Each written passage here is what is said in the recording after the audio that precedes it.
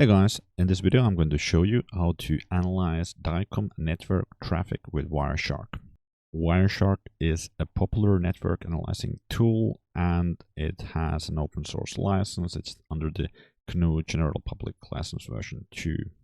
So it's free to use and you can find the download link down below in the description, and the Windows and Mac installers seem to be here both.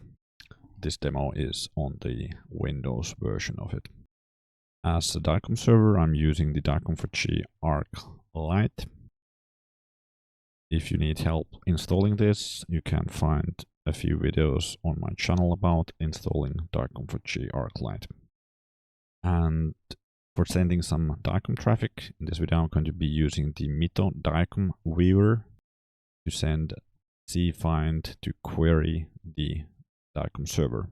I'll leave the link to the Mito DICOM Viewer in the description as well. So you can go ahead and download and install Wireshark, and when you start up Wireshark you will have a screen something like this, and in my case the traffic is going on the local network. So we can choose adapter for loopback traffic capture and then use the start button on the top here to start the capture. Most likely we will see some package moving around, but here in the apply a display filter field you can write DICOM and press on enter, so it will filter and show you DICOM traffic. You could use any tool like DVTK. You can find some videos on my channel using DVTK for sending DICOM traffic. You could do that, but in this video I'm going to show you how to use the Mito DICOM Viewer. So under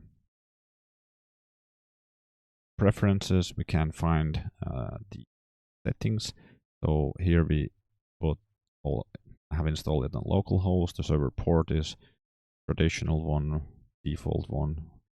I don't know why they called AP title here, but it's the AI title of the DICOM server, and here in the calling AI title you can enter whatever you want. And well, I put the storage AI title as the same, but I think this one most likely is the relevant one. The transfer and receive, I have nothing, but just click on OK, and then there's a query button on the top here, and here you can say you don't need to enter any parameters. You can just kind of do a blank query. Let's press on query. Since I have some test data in the system, I can see the data here.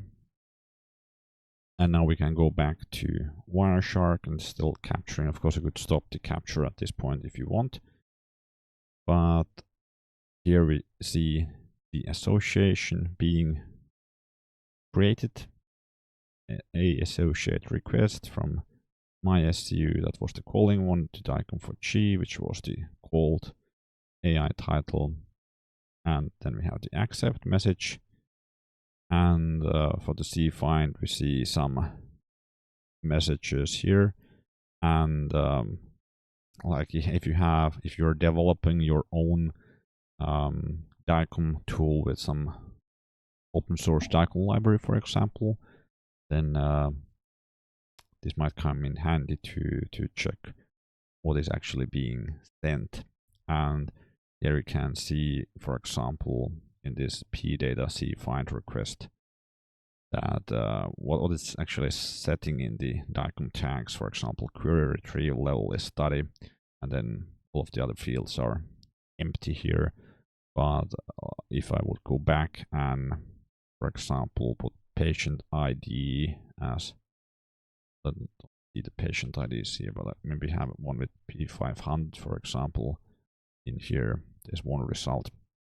So now, since we still have the capture running here, we can see the new association being created, and we can find that now the patient ID is set as P500. So this is a very nice tool when you're doing some development stuff and are on localhost. It's easy to capture and see the packages, but of course if you're on a live system which is more busy, then you can maybe you could just ask ChatGPT to give you a filter command and how to formulate that, but not that hard to check the documentation either to filter for certain source IP and destination IP and stuff like that. Then you can find the traffic which you're looking for. I hope this video was helpful. If it was, please give it a thumbs up. Thanks for watching.